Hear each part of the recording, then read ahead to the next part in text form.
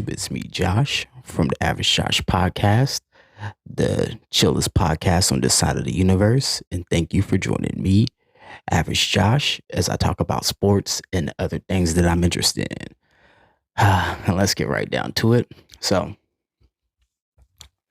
your boy's favorite fighter lost yesterday. Mr. Errol the True Spence Jr. out of Dallas, Texas, was beaten thoroughly in a one-sided beatdown by Omaha's own Terence Bud Crawford, and what I could only describe as a complete one-sided masterclass in a complete boxing lesson. Now, it's no secret to anyone who has been on my channel, to anyone who's ever listened to me talk, that I am a big fan of Errol Spence Jr. I really love the sport of boxing. Most of my videos on my channel are about the sport of boxing. Every now and then I might make a video about UFC, or I might make a video about basketball. But since I'm older now and I have children, I have to pretty much pick a main sport for me to watch. And, boxing is just way easier to keep up with than basketball, because there's a lot less games and are a lot less events. And I've really enjoyed, being able to just unwind on a Saturday night, turn on my TV and just watch whatever big event is coming up. And out of all the fighters in this newer generation, I would probably say that the fighter who I gravitated most to, the fighter who I enjoyed watching the most, and the fighter who is my personal favorite fighter, is that of Errol the True Spence Jr. Now, when it comes to Errol the True Spence Jr., I think I need to just kind of tell people why he's my favorite fighter. It's not only the fact that he is a phenomenal athlete. It's not only the fact that he is a very action-packed, come-forward fighter.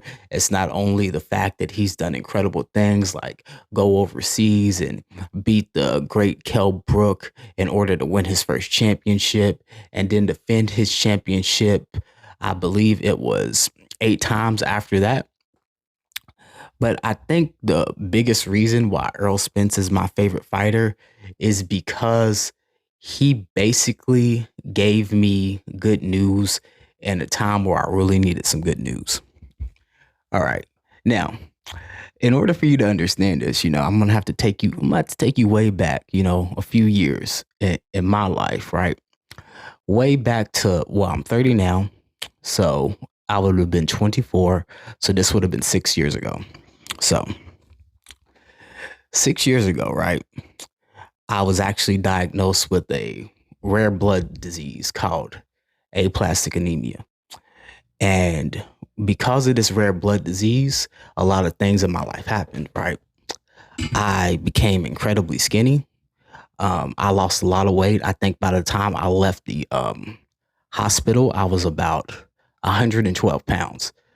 Just for reference, right now, I look kind of small, but I am a relatively small man. I'm 5'7", but I'm about 160 pounds. So I was probably about 50 pounds lighter than I am now due to this disease, right? So at the time, before I went into the hospital, I really didn't know what was wrong with me. I didn't have health insurance at the time because I was in between jobs. And a lot of the people in my life, because I was going through this health issue, they really didn't truly understand, because, like a lot of people, unless you really are open in your communication, unless you really know what's going on yourself, on the outside looking in, they can really only infer. They really don't know what's going on. The reason why I'm bringing this up when it comes to boxing, I'll show you, I'll tie this all into it, is because essentially what ended up happening was I had a lot of people looking down on me. I had a lot of people, because of that disease, it took some time for me to deteriorate to the point where I got. But because of that, right, and because I didn't have health insurance, I wasn't going to the doctor. And the people around me saw me deteriorating. And they saw me, someone who's typically very proactive, someone who's typically, I've never been like the type of person who like talked a lot or anything, or like had like I was never like a super extroverted person, but like physically, I was always active. I was always going to the gym. I was always going to school. I was, um, I was always, going to work. I was always, I would usually hold down, you know, one full time job and a part time job and usually a side hustle to make money. So for me to like, go from that person who's really active, that person's who's really a go getter, that person who is really someone who, you know, people kind of looked up to, or like my younger brothers and sisters really looked up to, and they really saw me out being productive with my life, to being more lethargic, to being more reserved, to not really wanting to go out and do things, to not even wanting to go work. A lot of people had some type of speculation that I was like drinking a lot or I was doing drugs, which wasn't the case. I was having a real issue, with my body. And essentially what aplastic anemia is, it's an autoimmune disorder your own where your own immune system starts attacking your blood cells, and it starts attacking, your bone marrow, and it has very similar symptoms to leukemia. So the only way that I could resolve it, after I had finally broken down, went to the hospital, had to go to the emergency room, I was just trying to tough through everything, was the only way they could resolve it was by having me get a bone marrow transplant. Now, fortunately, your boy, you may not know this about me because I really don't share too much about myself. Fortunately, your boy had a lot of people to choose from when it came to getting my bone marrow transplant. Because if you just look at the children that came out of my mother, like I have more siblings that are my half siblings by just my dad, but I have half siblings and full siblings who came out of my mother. My mother actually had 11 children, and I was the fourth out of 11 children. So I had a lot of people to test, and I ended up, and my brother Jordan ended up being 100% match. And I ended up being okay. Now, just bear with me because I'm going to explain, why how this pertains to boxing, and why, Errol Spence is one of my favorite fighters.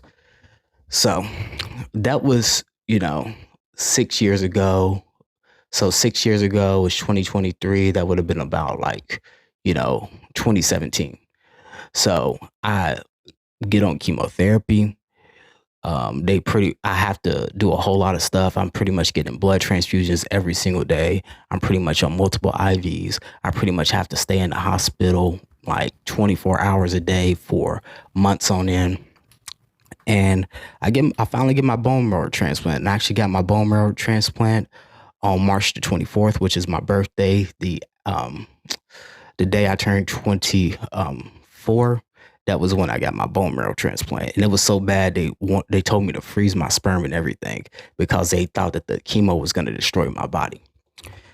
But, through the time, I was watching a lot of boxing, and a lot of sports, just because I was extremely bored. I couldn't really go anywhere.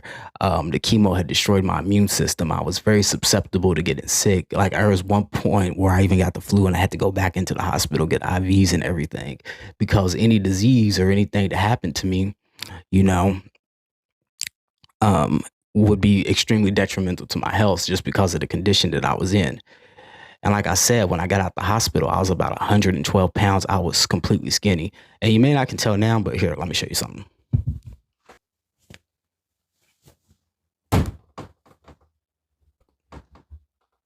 160, a lot bigger. Now, and I'll put pictures up to like my condition. And I'm still bald, but I'm just bald by choice. You can go back and look at my older videos, and you can see that I actually could grow hair. But at the time, I was not bald by choice. Even though right now I'm looking like a light skinned Ninja Turtle. But that's neither here nor there. And like I said, just bear with me. I'm gonna point this back to boxing. So you know, I'm in the crib all the time. I'm basically watching every fight that I can. I'm on Social Security, so I'm not ashamed to admit this. At the time, I was just stealing fights, and I was watching Errol, come up as a fighter. I was watching the Charlo twins come up as a fighter, and at the time, my favorite fighter was Sean Porter. So I was watching all of Sean Porter's fights, and I was just really getting more involved in watching the sport of boxing, just because, like I said, I really didn't have you know, I really didn't have anything else to really do. I really couldn't go outside. I had to stay inside all the time. I really didn't have that much money. So sports was kind of like my escapism, but also I was working out a lot. So I looked up to a lot of athletes and I was just like, yeah, I'm going to work out. I'm going to build up my body. I'm going to become healthy again. And I've always liked sports, but I had never really gotten that involved into like watching sports until then. I'd always been like a very casual sports fan. You know, I'm from Lexington, Kentucky. I'd watch like the University of Kentucky. I like the 76ers. And I was a big fan of Andre Ward back when he was fighting. So I'd watch all of his fights. And of course, I'd watch Floyd, but I wasn't like following every fighter until then. All right. So fast forward, right? I start to get my health together. I start to go back to work. I'm actually working at a Starbucks at the time because like there's always been like, you know, issues with my blood. I didn't know how bad it was. It didn't get really bad until then, but that's part of the reason why I ended up leaving college as well, just because I was so sick and because I was so tired. And when I got stressed out, like I would have really bad bleeding in my gums. There'd be blood in my stool, everything like that. But then it just deteriorated to the point where my anemia got so bad where I needed a transplant. But you know, I'm building up my body. I'm working at Starbucks because I just needed a quick job to just start making money again. And, you know, I'm with my girlfriend at the time, you know, who's now my wife. She stuck with me through all of this, right? And she ended up getting pregnant. So the reason why just where I ended up getting her pregnant, which this really isn't an excuse, you know, I should have been more careful. I don't want to blame anybody else for my own actions. But because the doctors basically told me there was a huge risk that I couldn't get anyone pregnant. There was a huge risk that like my sperm count would be incredibly low, that it probably wouldn't bounce back. You know, there's like a high percentage of people who got on chemo and who were completely sterile. So I was like, well, you know, I'm not going to use protection anymore because I can't, you know, get anyone pregnant. You know, I'm sterile basically. But that ended up not being the case. And, you know, my girlfriend comes into me. She throws a pregnancy test down on the bed, right? And she, and basically she throws that pregnancy test down and I just look at it and she instantly starts crying. I get up, I hug her, and I was like, it's gonna be all right, you know, because fortunately, you know, even though your boy grew up in abject poverty, even though your boy had to struggle a lot growing up, even though your boy never really had his own room growing up until I became an adult. I think there's a line from Nipsey Hussle where he's all like, I have no peace inside my home until I moved, and I damn sure don't recall having no exit route in you. I hustle because I have to, not because it's cool. And over time became accustomed to the bullshit niggas do. Now I'm young and it's cool. Had to bust back and regroup. Hope you don't expect shit from me because I don't want shit from you. It's kind of like that. Growing up, I really didn't have no type of peace inside my home until I became an adult, till I moved out, till I got my own apartment, things like that, till I went to college, till I was in the dorm room. All right. And I only say that to say that, you know, having kids really didn't bother me as much because I was already really used to being around kids. So she becomes pregnant. I'm like, oh, okay, I'm working at Starbucks. I need to get more money. And this is a very stressful time in my life. So my wife, or my girlfriend at the time, she was going through a lot of things hormonally. We were arguing a lot because, you know, that's just how a lot of people are when they go through that type of stuff. Well, it wasn't much we were arguing. She was just kind of like arguing at me and I was just kind of taking it. Wasn't all the way back, even though it was like a year and a half or so later, like almost 2 years later, I was still feeling the effects of those chemo. I was still probably about 125 pounds. I was exercising a lot. I was eating healthy. I was trying to get myself back right. But there was that mental stress of just, you know, not knowing if I was going to have graft versus host disease, which is where your body doesn't accept your transplant. And I was taking a lot of medication. When I first got out of the hospital, I was literally taking over 20 pills a day. And then that would gradually drop down to like 16 pills a day. Then it would gradually drop around to like 10 pills a day. So I was extremely stressed out, you know. But I'm the type of person who, when I become stressed, I just kind of like become laser focused, bear down, and I kind of, you know, set goals for myself and I try to reach those goals. And my first goal was to, one, get a better job so that I can make more money, so that I would be able to buy the things that I needed, and so that I could prepare for my child that was coming, right? So I ended up getting another job, right? Working for a broker dealer, which is just like an investment firm. And I start going through training for that. I also start later on. I got my financial licenses and stuff, and I started making more money. But at the time, I was just working with 401ks. That was my thing. I worked with 401ks and I worked with pensions. So I was doing all that because think about, the Pursuit of Happiness where the dude, he goes in and like he can basically test into the broker dealer and he starts working for the financial firm. It was similar to that, similar to some Pursuit of Happiness type stuff, right? And I'm just really trying to work hard. I'm taking my medications every day. I'm eating healthy, and I'm watching a lot of boxing. I'm watching Canelo fight Triple G. I'm watching Errol Spence and Sean Porter. And after the Errol Spence and Sean Porter fight, that was when like because my two favorite active fighters at the time, because I loved the welterweight division. They were number one or Sean Porter just by a little bit, and number two it was Errol Spence because, like I said, I'm from Kentucky. Sean Porter's from Ohio.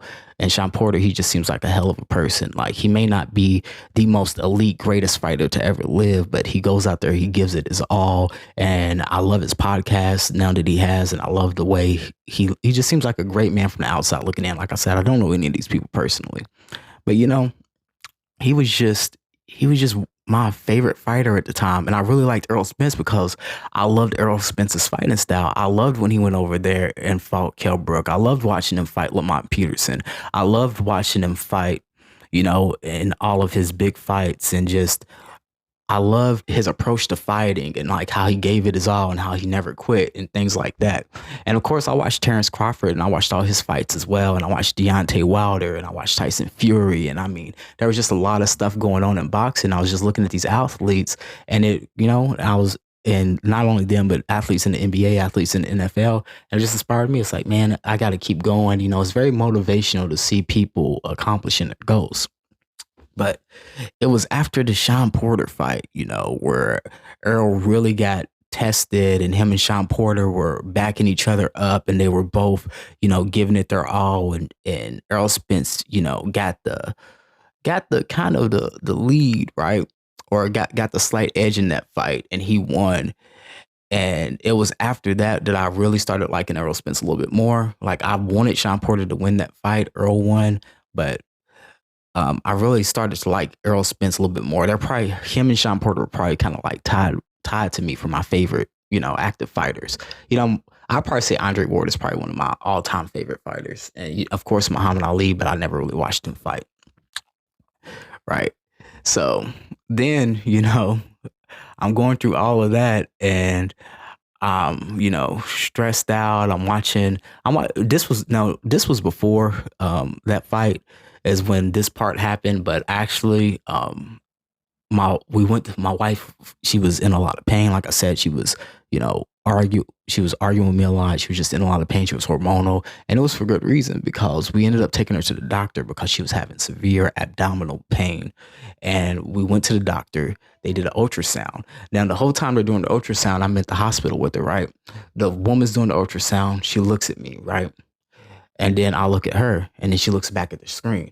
Then she looks at my girl, and then she looks back at the screen. Then she looks at me, and the whole time she's pointing to one part of her belly, and then moving the ultrasound thing to another part, and she's looking, and she's like pinpointing things. There's like green dots on the ultrasound, and she's just pinpointing things. It's like one here, one there, one here, one there. And I'm looking at my wife, and she's looking at me, and she does not want to say anything. She's very quiet. She's like this. Like my glasses make my eyes look big, but that's how big her eyes were, And she's just like this, right? And it comes to find out, right? And like I said, I'm going to tell you how this ties to like Errol Spence, comes to find out that like the doctor comes back and he's all like, yeah, I have, either some good news or some bad news, depending on how you want to take this. And I look at my wife and I was like, she's pregnant with twins. He's like, yep, she's pregnant with twins.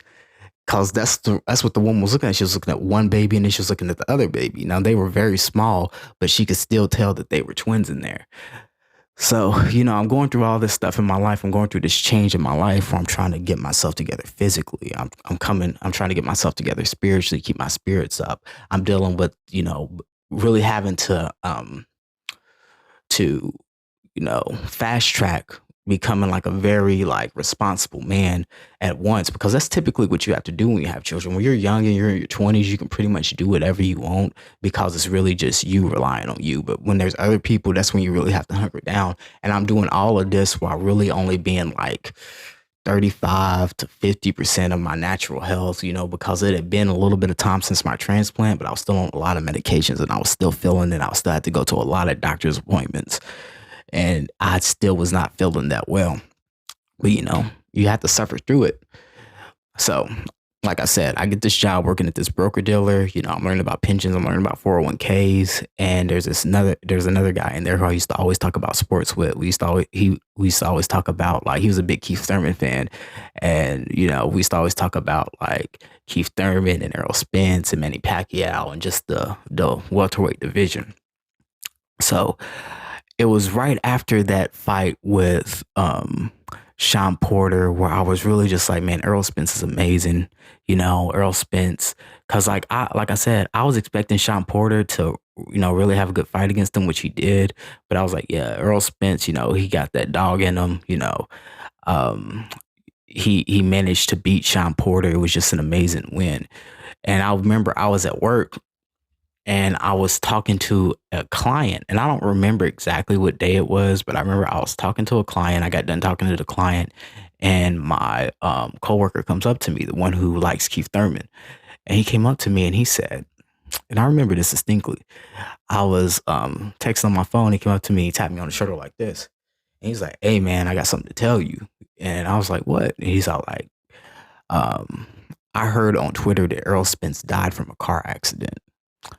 Bro. And like I said, I don't know this man, right? I ain't one of those people who builds like parasocial relationships with people I like really like love these people like they're my family members or nothing. But nobody, whether it's my enemy, whether it's, you would have to do something really bad to me for me to want you to pass away in a car accident. And the fact that, one, I liked Errol Spence, I liked his fighting style. He's one of my two favorite fighters in the sport at the time. Like, my heart dropped. I was like, damn, bro, bro, he's gone, right?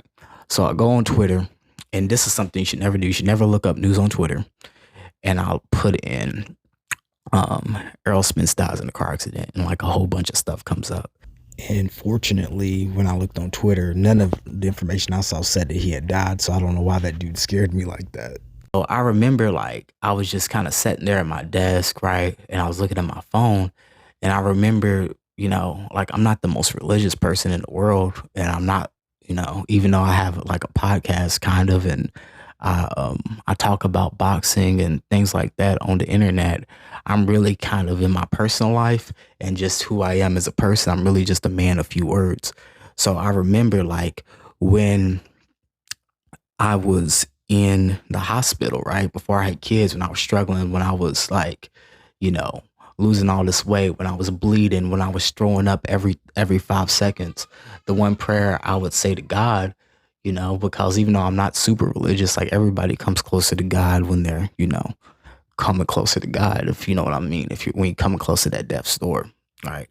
I would say this prayer, and it would be like, God, I may not be the most religious person. I may not always do the things that you need me to do.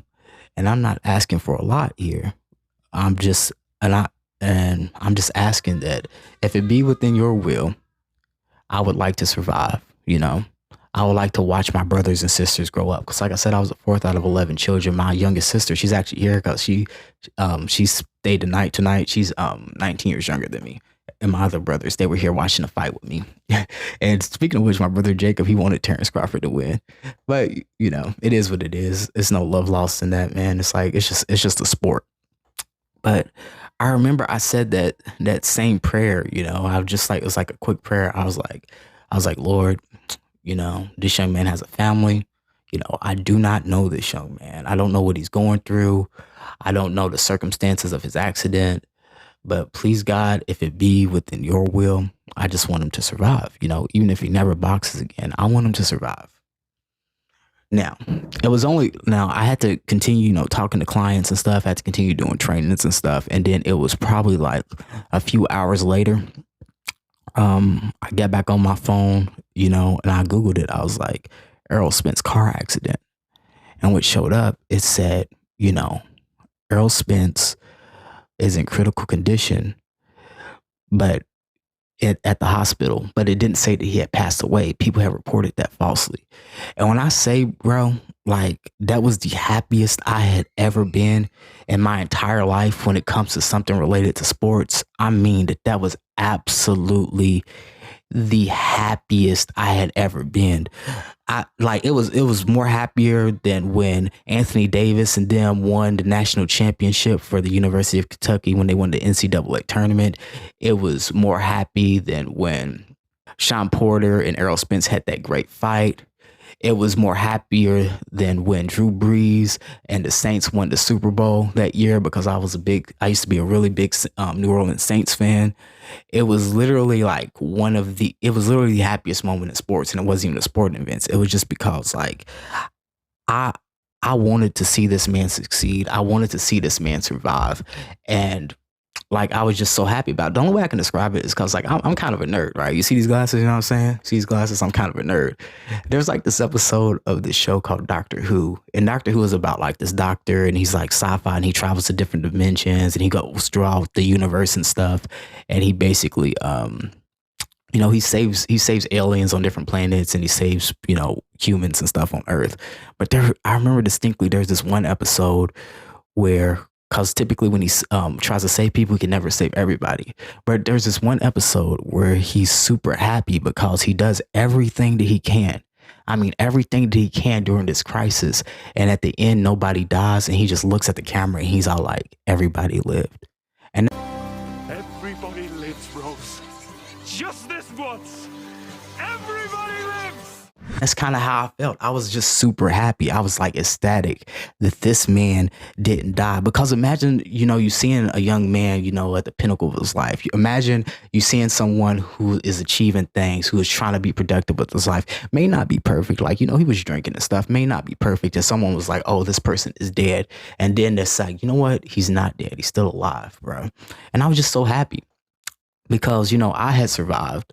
I wanted to see this. That was the point where I just had this emotional attachment to his career because I was going on my healing journey and he was also going through his healing journey. And I watched him go from Errol Spence is dead to Errol Spence is alive and he's in critical condition to Errol Spence is stable to Errol Spence is stable, but he'll never walk again to Errol Spence is stable, but he'll walk again to Errol Spence is stable, but he'll never, and he can walk again, but he'll never fight again.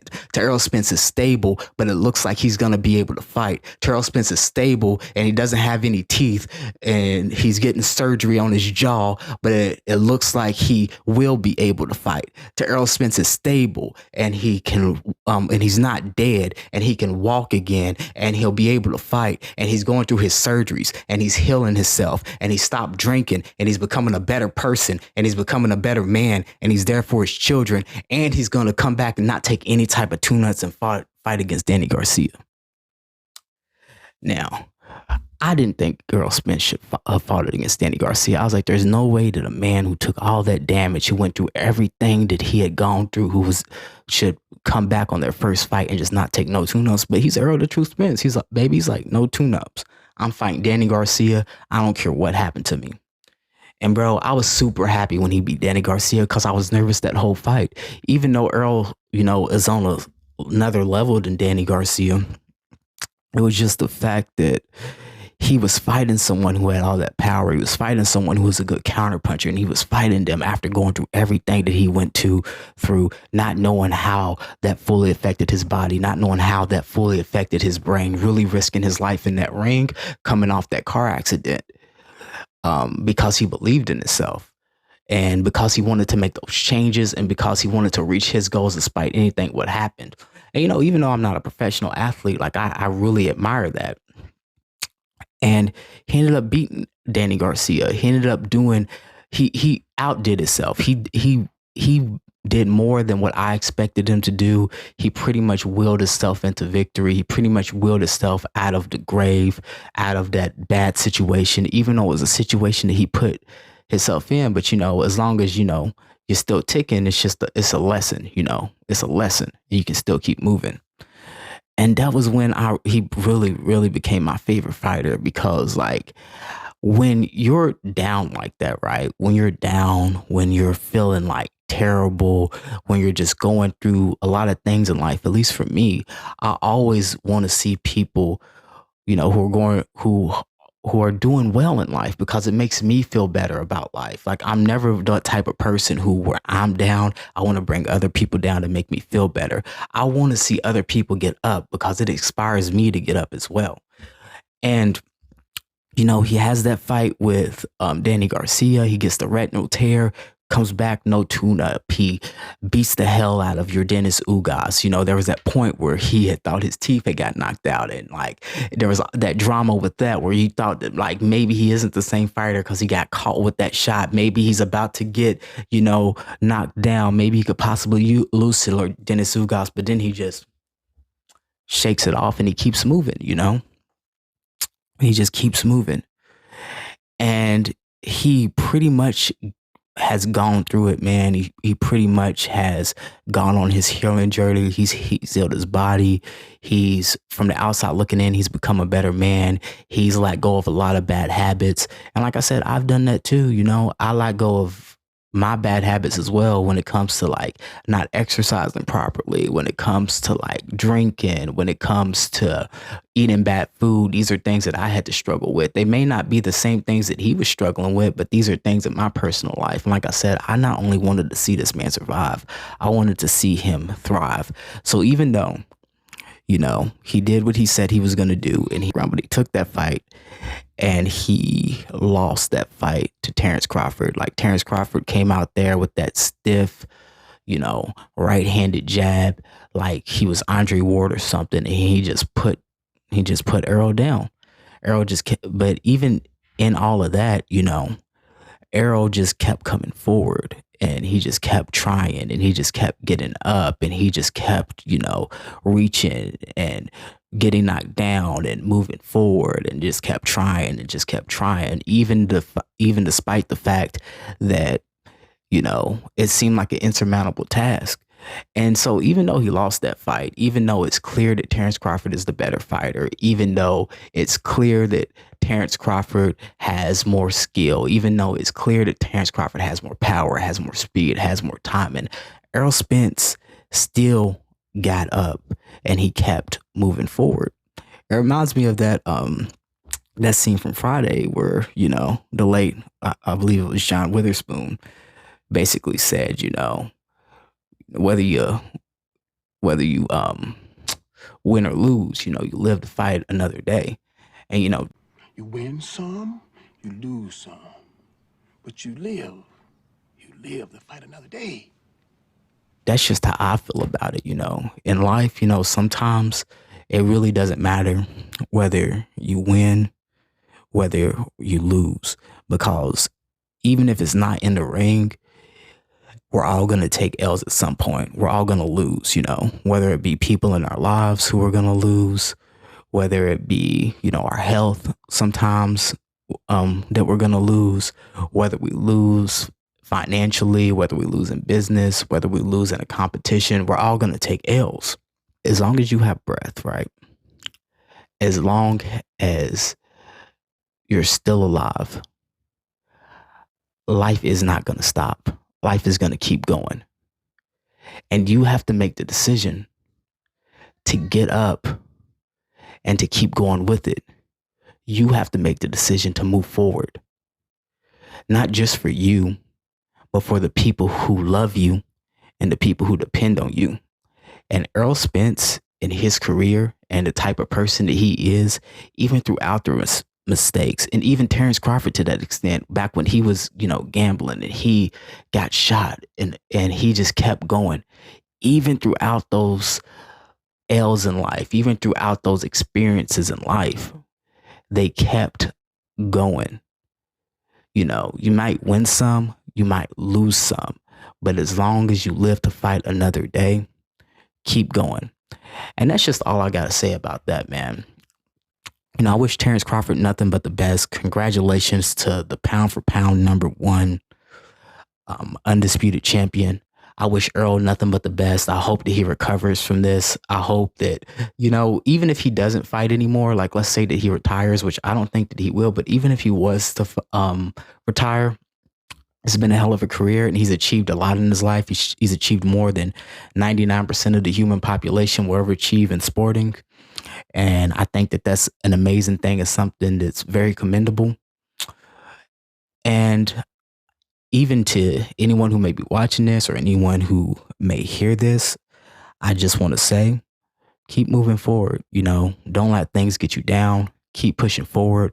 Be someone like Errol Spence. Be someone like Terence Crawford. Be someone like Sean Porter, who just goes for the things that they want for, who takes care of their family, who, pushes past adversity. Be someone like Clarissa Shields, all of these great fighters in the sport of boxing, all of these people who we look up to, all these people who we're inspired by, all these people who we entertained by.